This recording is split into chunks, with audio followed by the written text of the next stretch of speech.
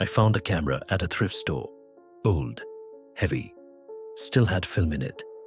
The clerk said it had been dropped off anonymously. No one knew who owned it. I took it home and developed the photos. Every one of them was of me, sleeping, eating, typing.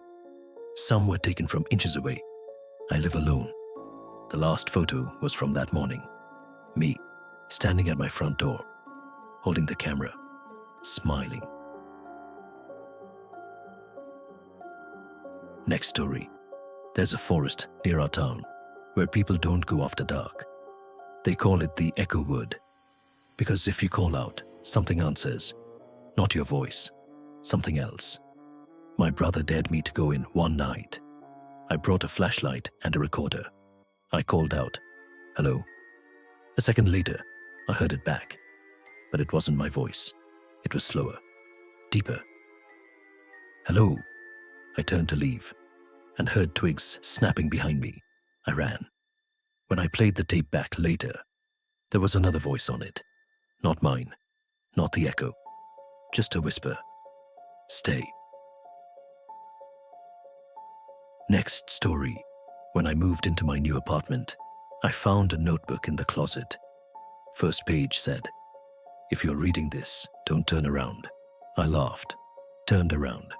Nothing there, but the notebook kept going.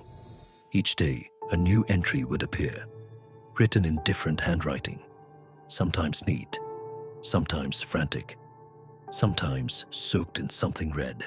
One entry said, "Don't sleep in the bedroom." I did anyway. That night, I dreamed of hands pressing on my chest, a voice in my ear whispering numbers. When I woke up, the walls were covered in tally marks, and the notebook was open to a new page. Now it's your turn to write. Next story. When my grandfather died, we found a locked room in his basement. No key, just a heavy iron door with carvings I didn't recognize. Symbols that looked burned into the metal. My dad wanted to seal it off, but I couldn't stop thinking about it. One night, I went down alone, and the door was open. Inside was a single chair, a mirror facing it, and nothing else. But when I stepped inside, I heard whispering, low, urgent, like a crowd in the next room. I turned to leave, but the door slammed shut behind me. The mirror began to fog. Then I saw something in it, not me, a version of me, thinner, pale, grinning. It raised a hand and wrote something in the fog. "You opened it. That means I get to stay." Then the lights went out.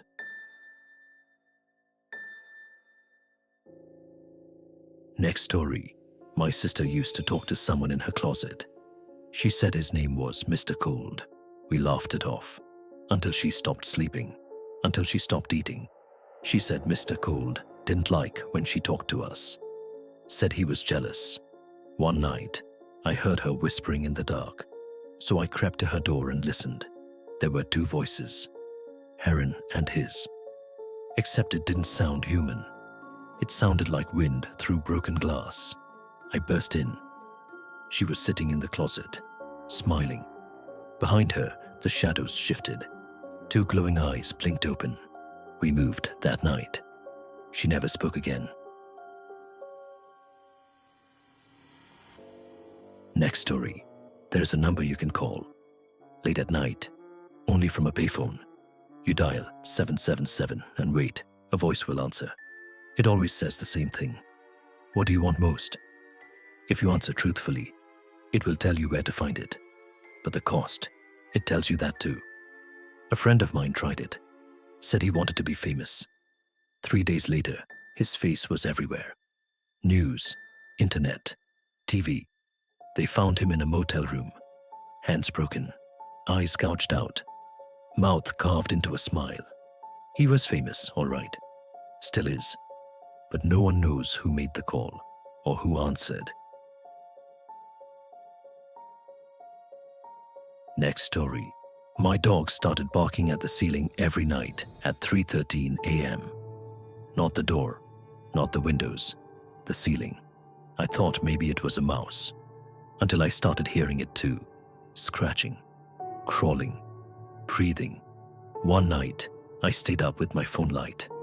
Right on time, the barking began. Then, a voice from above. It whispered my name. I froze. The ceiling bulged, like something pressing from the other side. My dog went silent, and then the drywall cracked. Just a whisper now, inches from my face. Found you. Next story, I bought an old mirror at a yard sale. Antique frame. Cracked edge. It looked cool. Vintage. But the seller seemed too eager to get rid of it. First night, it hung in my hallway. I heard footsteps. Second night, I saw shadows in the reflection, moving when no one was there. Third night, I caught my reflection blinking out of sync. I covered the mirror with a sheet. Next morning, the sheet was gone. The mirror was clean, too clean, and scratched into the glass were 3 words: "Let me out."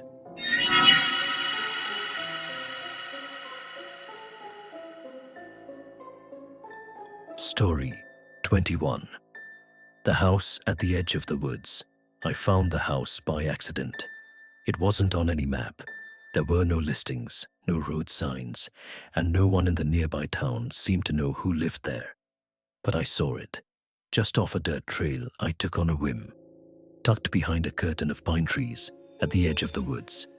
It looked abandoned, but not ruined. The paint was faded, but the windows were intact. The porch sagged slightly, but the door was closed. Something about it felt still, too still, like the air around it had forgotten how to move. Curiosity got the better of me. I stepped onto the porch. The wood creaked under my weight, but the door opened easily when I turned the handle. Inside, the house was cold. Not the kind of cold you get from lack of heat. A deep, unsettling chill that wrapped around your bones. It was fully furnished. Furniture covered in white sheets, books on the shelves, plates in the cupboards. It was like the owners had stepped out for a moment and never returned. But the dust, there wasn't any. I don't know why I stayed. Maybe it was the silence. Maybe it was the way the house felt like it was waiting for someone. Or maybe it was because in some strange way, I felt like I'd been there before. The first night, I dreamed of the forest, of walking barefoot on pine needles, surrounded by whispers I couldn't quite make out. When I woke up, my feet were dirty. The second night, I heard music, faint, like an old record player, spinning somewhere upstairs. But when I checked, there was nothing. No sound system, no speakers, just an empty hallway lined with mirrors that hadn't been there the day before. I should have left, but the house felt alive, and it knew I was there. By the third night, I started finding things. A child's shoe by the front door, an old photograph of a woman in a blue dress, the same one I saw in the mirror behind me the night before, a journal with my name on the inside cover. It was written in my handwriting, but I didn't remember writing it. The entries talked about the house, about the forest, about voices in the walls and figures in the trees. The last page just said, "Don't stay past the 7th night." I stayed 6. On the 7th morning, I packed and left without looking back. The air outside felt different, lighter, like I'd been holding my breath for a week and could finally exhale. I tried to return a month later. The trail was gone. So was the house. Just trees and silence. But sometimes, I dream of the hallway again, and the woman in the mirror isn't smiling anymore.